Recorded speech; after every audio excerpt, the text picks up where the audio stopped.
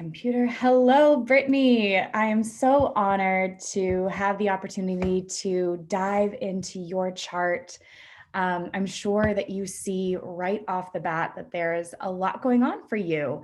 And as it turns out, just now, I am actually seeing you have a grand trine that I didn't even see until this moment. So we're going to talk about that as we go as well. So, what my hope is for this half hour or so reading is that it's going to give you an opportunity to look a little bit deeper at who exactly you are and what the natal aspects of your chart are there to indicate is really what energies were flowing through you at the moment of your conception, at the moment of your birth, at the moment of you coming into existence. Because I think it's really important for us to acknowledge that all of these things that sometimes we can view as being negative or challenging about who we are there for a reason. And astrology gives us a chance to see that and recognize that it's written in the stars, and as within, so without. And, you know, it's so fascinating to me. And I hope that you feel that way as well. I sense that you do. So let's go ahead and jump right in. So I always start every reading with what's called the primal triad, which is your sun, moon, and rising signs. For you, your sun, which is the circle within a circle over here in your 8th house of Aries, that makes you an Aries, as you know. And this is kind of the fuel that you burn. This is your, innate energy. These are the things that you want in your lifetime. This is the way that what you're moving towards, the way in which you move. And as an Aries, movement is everything. As you know, Aries is ruled by Mars. So we're talking about having this very action-oriented, a strong life force. What I sense for you is kind of this like spiritual warrior. You're somebody who you can be quick tempered at times, but you're also just quick witted. You're naturally competitive and not necessarily in a bad way.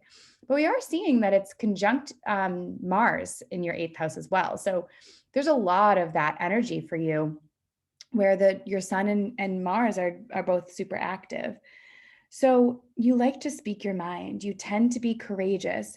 You may be a little self-focused, and that does not mean that you are selfish. It simply means that you are here to do what you need to do in this lifetime, and you aren't afraid to show up for yourself. And that's a skill that a lot of people do not have.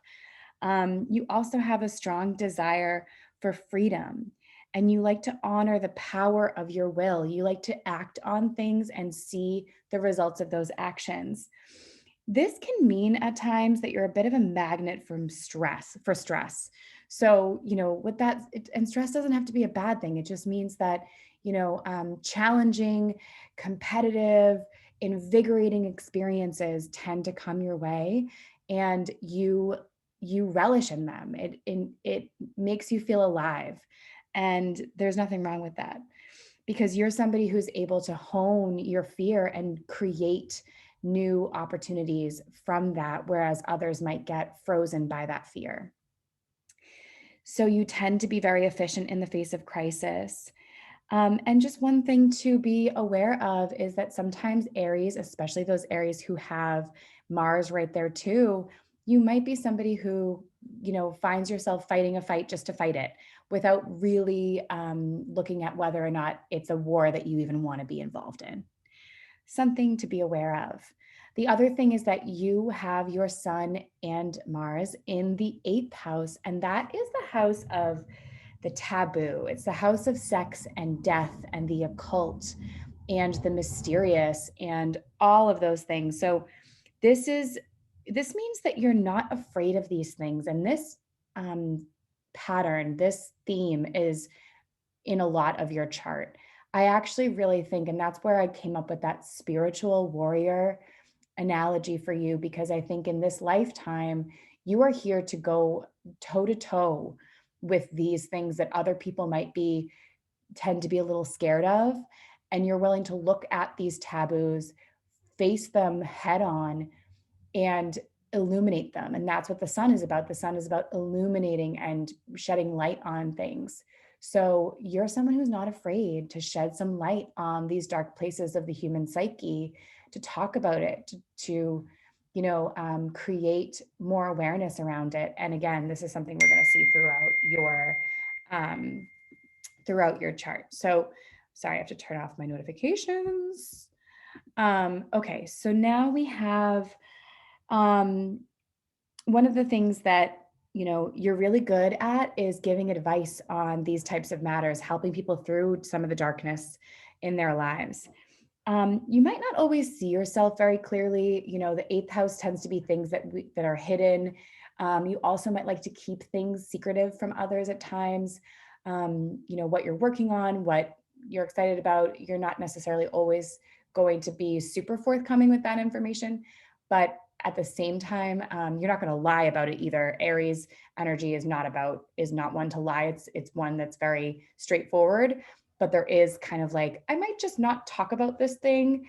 Doesn't mean that I'm lying. It just means I'm omitting. So, but one of the things about this is that you are a natural leader and you truly want to improve yourself and actively engage with part of your life and of yourself that you don't understand. And you have this deep curiosity and desire to do something with this energy. And again, this is part of who you are. But as when we get into some of your transits, which I'll explain in a moment, that's when you're going to see that right now is even more important of a time for you to focus on these types of energies. So we also, as we mentioned, the sun is conjunct Mars. You are a leader, you're focused, you are courageous, at times perhaps a little impatient.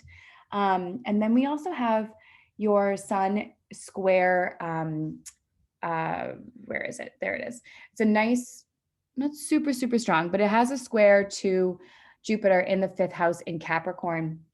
And there's kind of this tension between like your ego drive and your desire to expand in kind of a well thought out, well planned way. So you want to explore and you have big goals, but sometimes you have unrealistically high expectations for yourself. And when you don't meet them, you can get a little discouraged. It can feel like, oh God, this isn't working. I should just give up. So just be aware, you have these big goals, you have these big dreams. Don't be afraid to fail sometimes. That's part of the process. There's also this desire to kind of be somebody who pontificates and gives, these kind of sermons on what people should believe and should understand, and your morality is really important to you. And that's not necessarily a bad thing. It's just when it's out of alignment, when you tend to kind of, you know, um, advise on people instead of with them when they ask for it, when they're looking for it.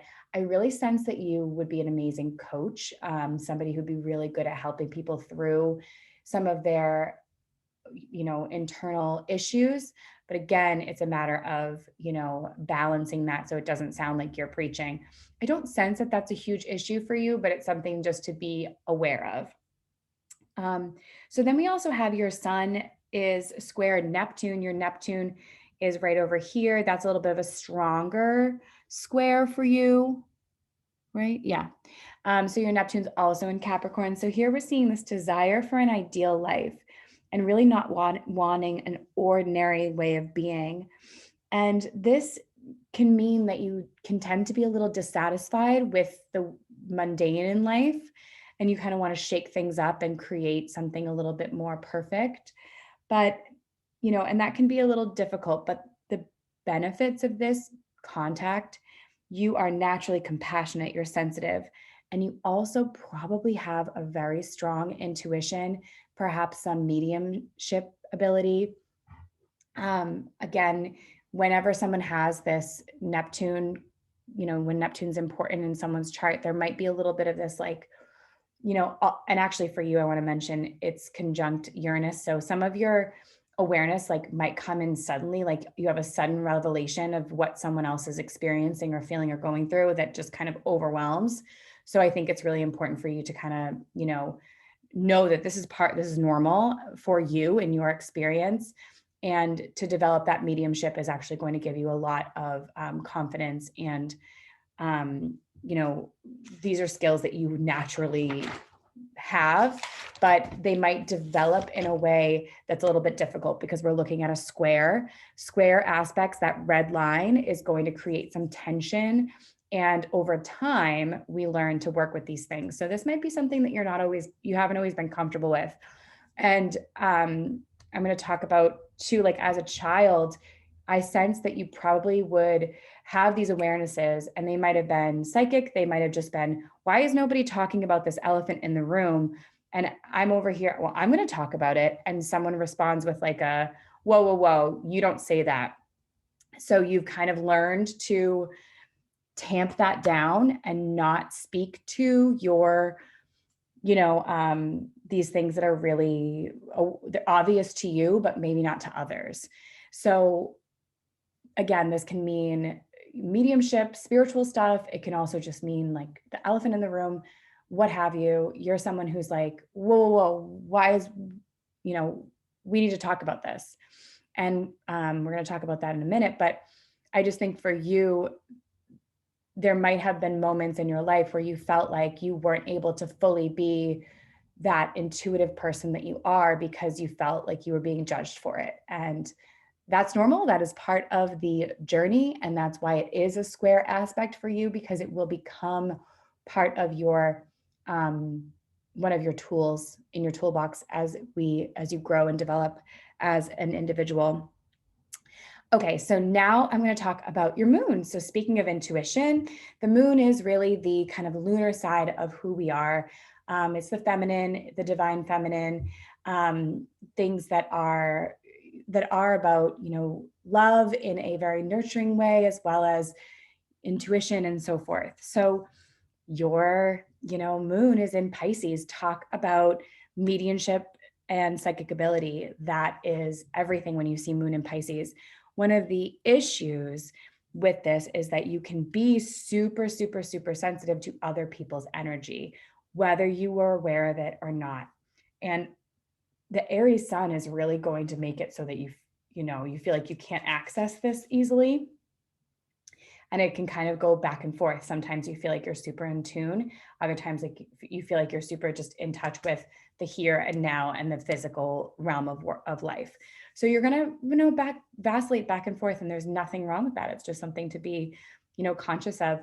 So your moon in Pisces can mean that you've had many lifetimes kind of lost in this ocean of oneness, or in like a numbing, Pisces are known for having addictions because things can just be so much for them because they feel it all.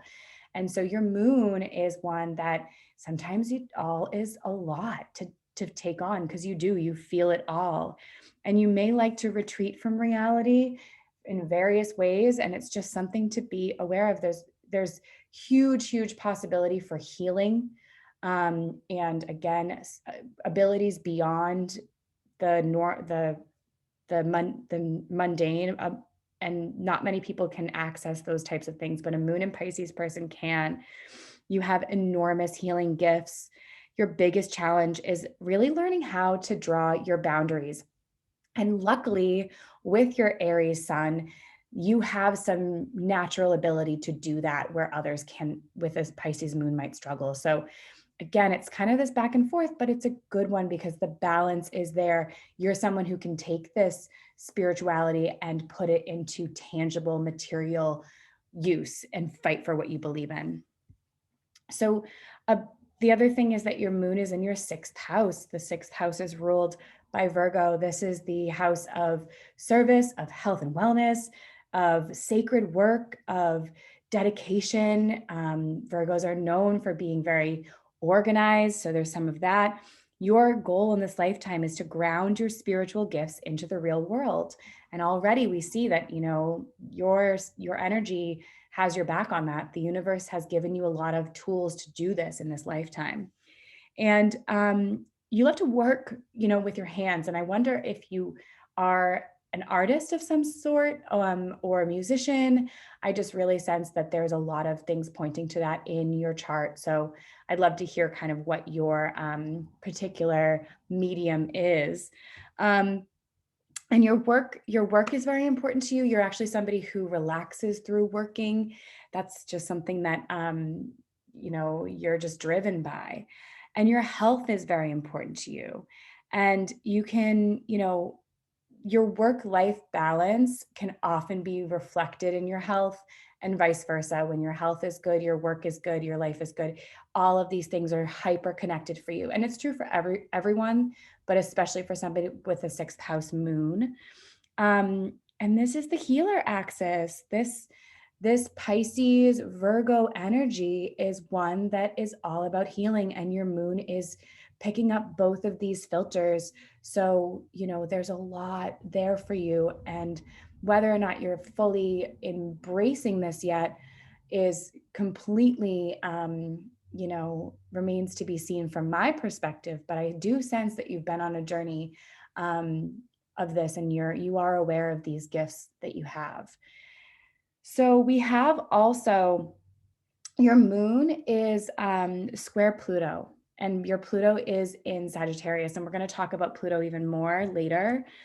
But your generation is all about this global view. It's about travel and like the quest of the mind, body, and spirit, and helping to change the way society learns, educates, explores. It's focused on the answers rather than the questions. And this moon Pluto thing is this need for some space and intensity in your home and emotional life. So it's kind of this back and forth, like you want space, but you also want intensity. Pluto is the planet of intensity. And as I said, we're going to get into that. Um, you know, you may sometimes find yourself, you are an emotional sponge, as we talked about, as that you have that Pisces energy, and you may bury your feelings and feel like it's your job to carry and heal the wounds of your family or even of civilization. So carrying those burdens, feeling that as your responsibility is certainly something to be aware of. Um, and you're also very sensitive to the misuse of power. And I sense that you are an activist in certain ways, whether you've, really embraced that role, but it's something that you're passionate about. It bothers you when people are being taken advantage of, and you really want to fight for that underdog. And fairness is really important to you as well. So we also have your moon is square your Venus, and your Venus is right at your midheaven at the very top right here in your ninth, 10th house. But in Gemini, I also have Venus in Gemini, so we're going to talk about that later. But you have a desire to protect and care for and love and nurture. And you can be a little softer, pliable, and adaptable, and peace loving and creative and artistic. But again, your Mars sun and your Aries sun, that's going to balance this pretty well. So speaking of your Venus at the midheaven in Gemini. So Gemini, Venus in Gemini is kind of this like fun, flirty, social butterfly. So you have a lot of natural popularity because it's also at your midheaven. So that's how others view you. And that's your reputation as being somebody who's very lovable and sociable, good mannered, easy to talk to, easy to converse with everyone. You're able to naturally like and easily show your love and affection. You are a very honest and loving person, just that's who you are. And you love what you do. And that's a beautiful thing. Having Venus right at your midheaven says you were born under this kind of loving energy of the Venus star in the sky. And that's going to allow you to really embrace your artistic, creative endeavors, the things that make you just so happy to be a part of them. That is, where you're going to find your success. And I sense that, you're going to have a comfortable life with a lot of creature comforts, maybe not super, super wealthy, which, it could go either way, of course, but there's definitely a sense that like materially, you will be successful with your creativity, with your passion, with what you love to do. So don't be afraid to follow that. That is your gift. It is standing right at the top of your chart. And it's part of this grand trine that I didn't even see until right now, as I mentioned at the beginning. So let's talk about your grand trine. You have a grand trine in air. And that, my friend, I wish I had my book with me, but I'll be able to give you the basics. whenever anyone has a grand trine in air, they are naturally, very curious. Your mental capacity is huge. Your mental thirst for knowledge is very important to you.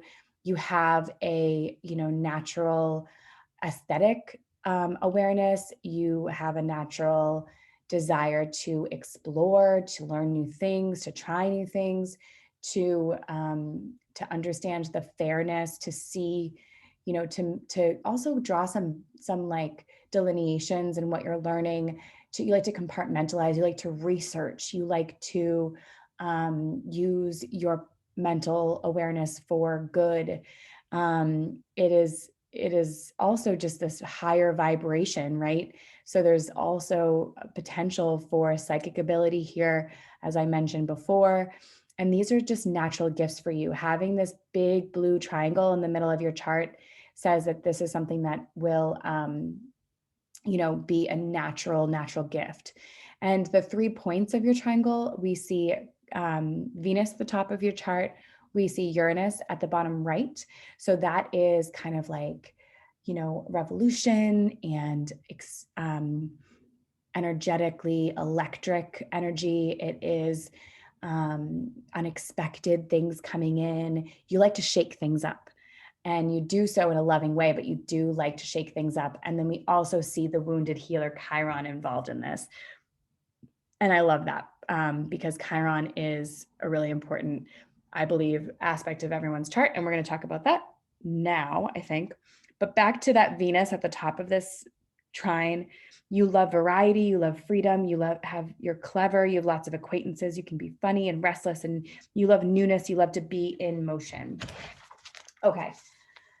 So I haven't even talked about the third part of your primal triad yet, which is your Virgo rising. So Virgo, this is the part of your personality that is most easily expressed. And this is almost like the facade that we sometimes hide behind. And I see Virgo kind of mirrors your moon in the 6th house. So it's again this like desire to be of use. You want to do things that are practical. You want to be seen as someone who is organized and who is dedicated and who is committed to doing good things. You want to be seen as somebody who creates tangible results in the material world. You are analytical, you can be observant, you love to ask questions, you like, again, research, communications, and sometimes you may hide behind your inquiring mind and would rather just kind of talk about topics than about what you're feeling or experiencing. And again, the health and wellness is very important to you. Pure food is important to you. You love to be of service. And Virgo is ruled by Mercury. Your Mercury is in the 9th house in Taurus. And here we're seeing what you think and talk about the most. The 9th house says you'd like to talk about travel and study and expansion and teaching and, philosophizing, if you will. And being in Taurus, you like to talk about things that bring you stability and beauty, and you like nature. So this is a way that a lot of your personality is funneled through these types of things: travel, nature, things like that. Okay. So we also see that your Mercury is trine your Jupiter, which is again in Capricorn. And this is kind of that philosophical outlook. And at times you may be overly enthusiastic about the things that you're learning and experiencing, and you want to share it with the world. So just be conscious of the fact that not everyone is going to get your philosophies. Not everyone's going to understand what you're trying to say, and that's okay. There is absolutely nothing wrong with that. But then it's also one of your gifts that you can put words to that. You can share that. That is part of your journey. And I see that being a huge part of what you love to do and what you do for your career is telling your story, which we're going to get into. We also see that your Mercury is square Uranus, and that tends to be like you're fast talking, your mind is always going. Meditation is going to be really great for you when it comes to, balancing these energies and feeling more at peace, because Mercury and Uranus are both like, brrr, which I feel like I'm being right now. So there you go. All right, so let's go ahead and talk about your Chiron. So Chiron is the bottom left of that grand trine in your chart. And Chiron is all again, it's this kind of um, wounded healer. It's learning how to transcend the conventional life and become more aligned with your authentic self. And the fact that it's in your second house and in Libra tells me that you are, sure of yourself in some ways and of your worth, which I love because not many women are. So I see that for you, that you're somebody who is a natural healer and teacher, and your values are very important to you. And mysticism is something that you can really jump into with 2 feet. And I think that that's kind of what you're doing now as you're exploring your chart and other areas of these things. You have, this unconscious compassion towards all beings. You know yourself best through the mirror of others. And this comes up several times in your chart.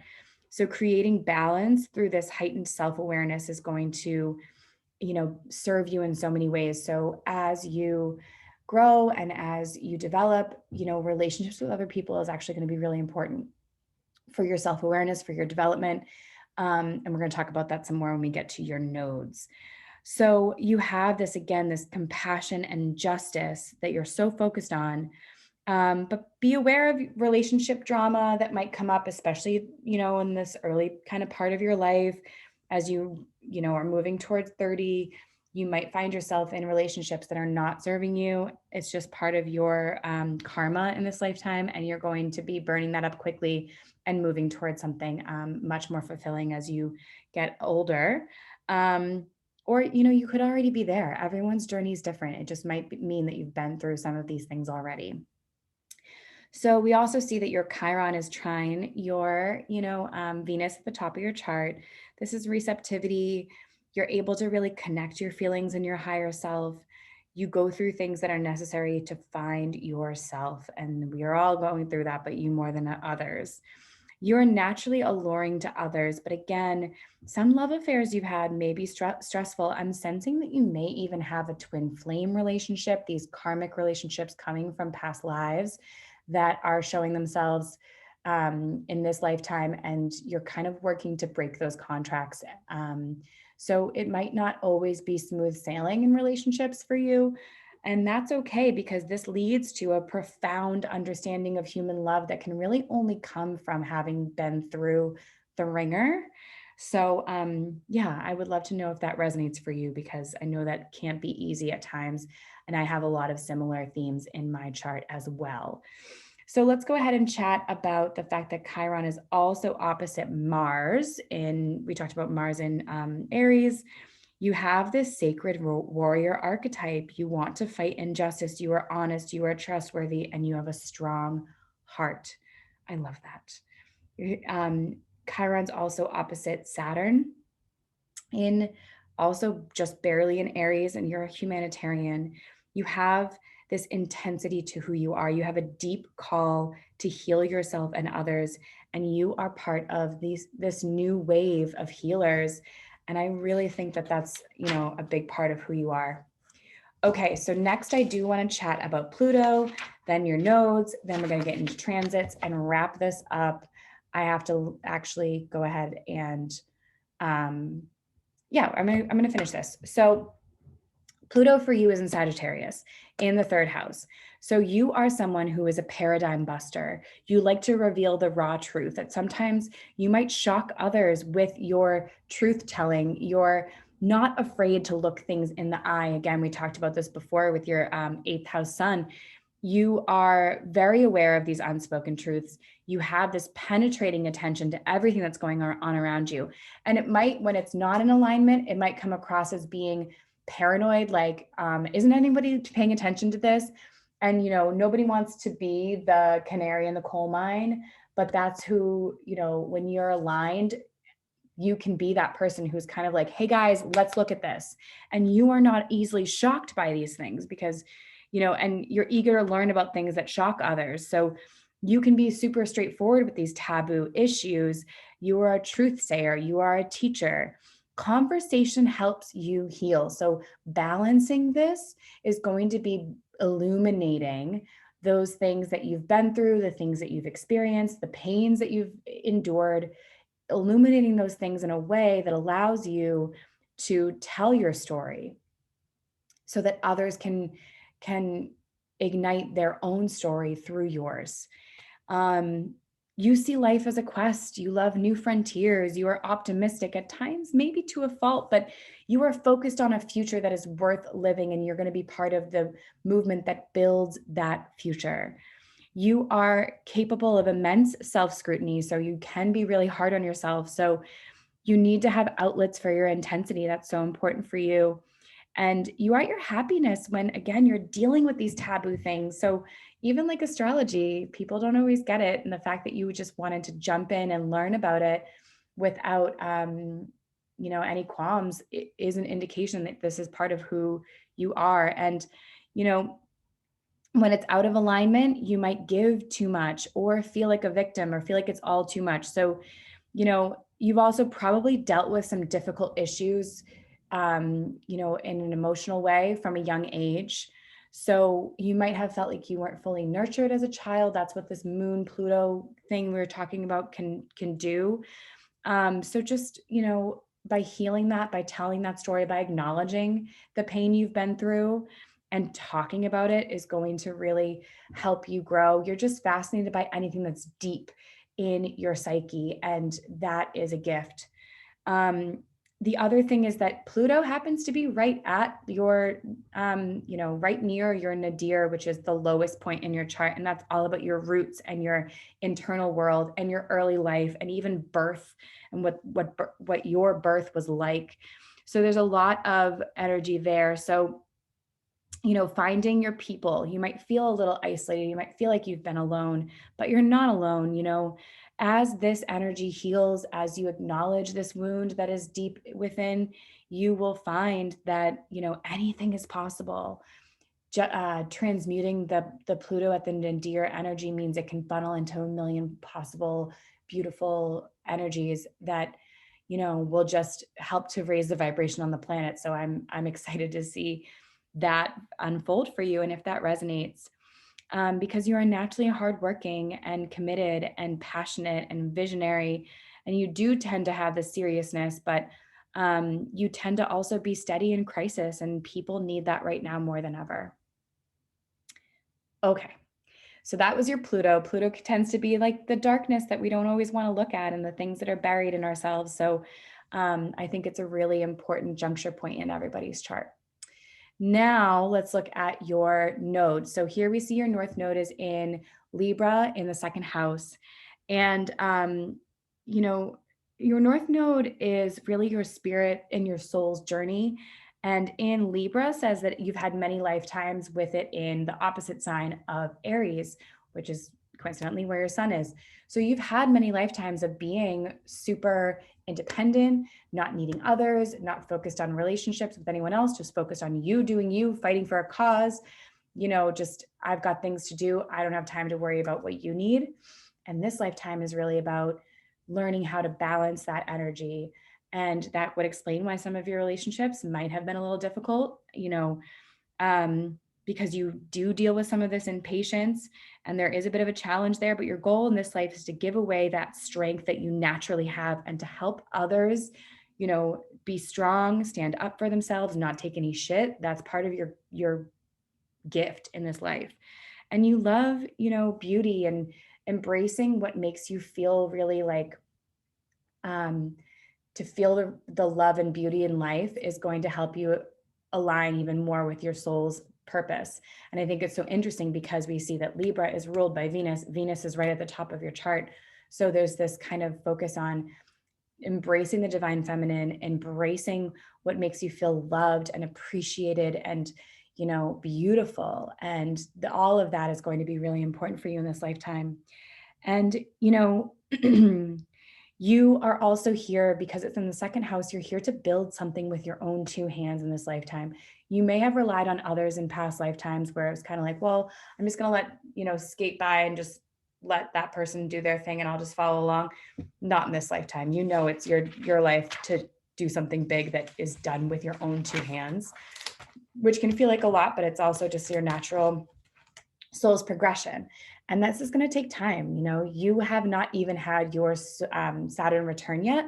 Your Saturn return happens when you're about 30 years old, and then you're going to have your Uranus opposition at 40. So just know you've got plenty of time ahead of you to develop a lot of these things, to soften some of the hard angles in your chart, and to create something truly beautiful with your life. But however, I will say you're entering and you are in a very important time in your life. And I'm only going to quickly touch on transits.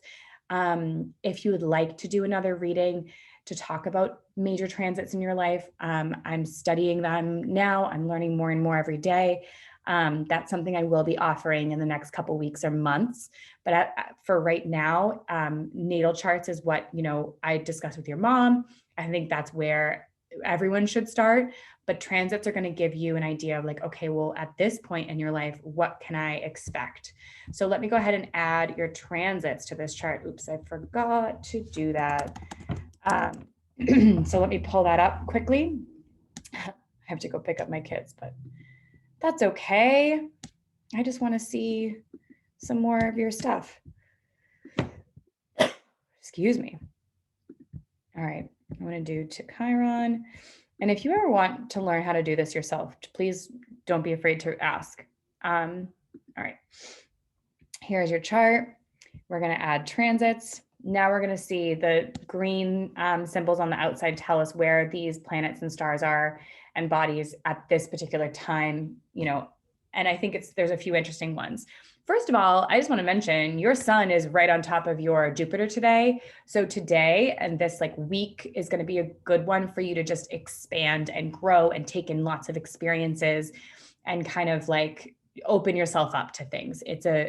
Jupiter's a lucky star, if you will, and your sun being right on there, that's just a lot of good energy. So I hope you're feeling that. I'd love to know if that's something you're experiencing. But we do have a couple other transits that I think are really important.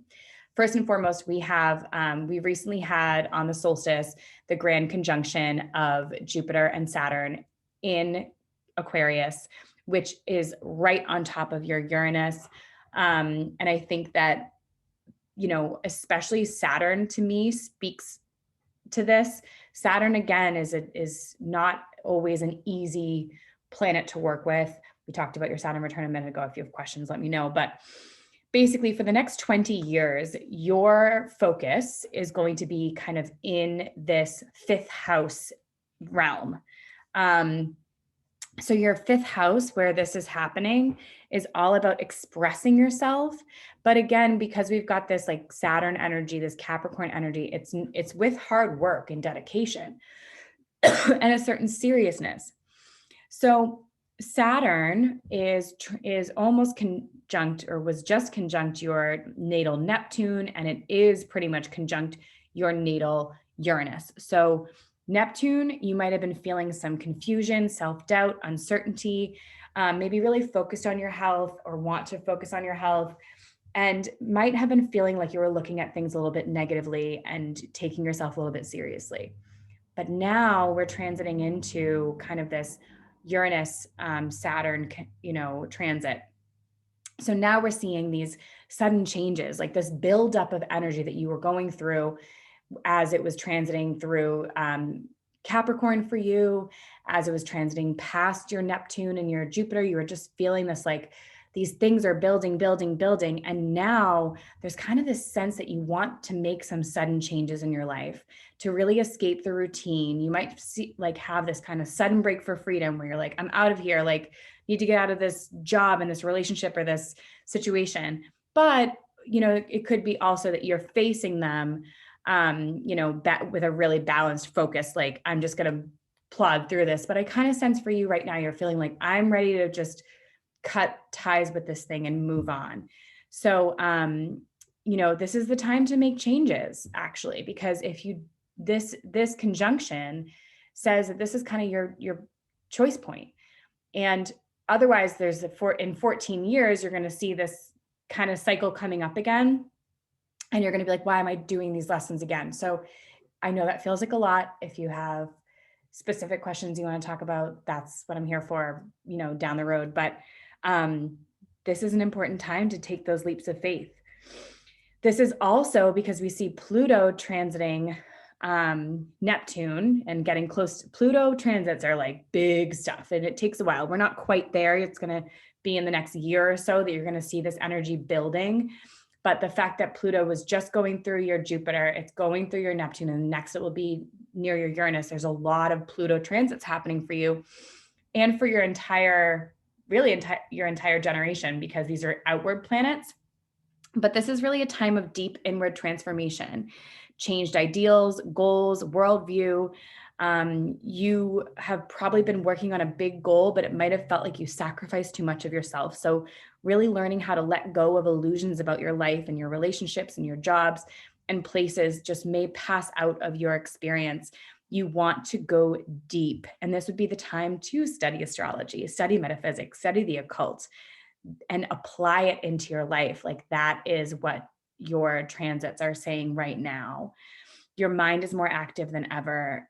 Flexible thinking is so important, embracing this type of energy, being open to things like astrology, open to things that others don't understand. That's part of your gift. This is your time to embrace it. All right. So, all right, Brittany, I hope that this was educational for you. I hope that it resonated for you. I cannot wait to hear what your thoughts are on all of this. And like I said, if you have questions, if you want to go deeper in any of these areas, that's what I'm here for. So don't be afraid to reach out. Have an awesome, awesome day. Thank you so much. Bye.